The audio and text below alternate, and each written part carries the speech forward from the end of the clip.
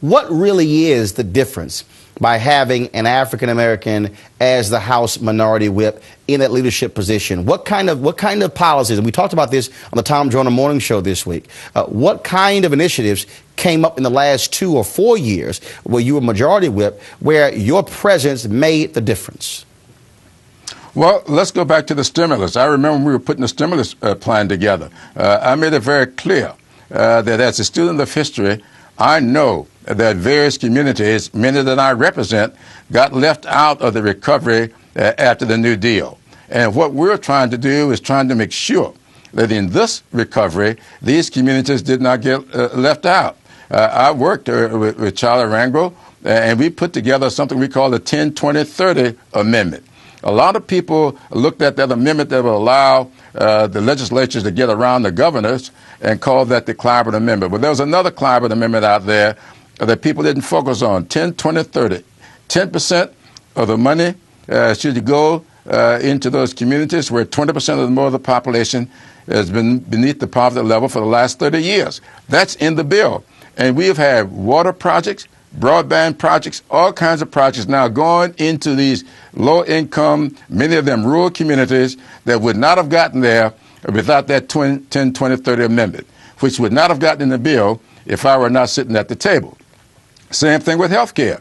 I was a big advocate for community health centers. We've doubled the number of community health centers, and every time they attempted to take that off the table, I was there to fight to keep it onto the table. I think that if you look at the education bill, everybody focused on health care. The fact of the matter is, when we were doing health care, we also did education. The biggest reforms in education, $5,500 for a Pell Grant per student, $40 billion in the Pell Grant program. We took that money, put it in direct grants. That is something brand new. $1.6 billion invested into historical black colleges and universities, never before in the history. It was yours truly at that table insisting upon that. $2 billion in community colleges, because I subscribe to the theory that everybody may not want to be a 4-year liberal arts educated person. Some people want to be plumbers. Some people want to be automobile mechanics. We need all of those people, airplane mechanics. We need all those people to get the education that they need. Those things come in these 2-year colleges and universities that we sometimes call technical schools.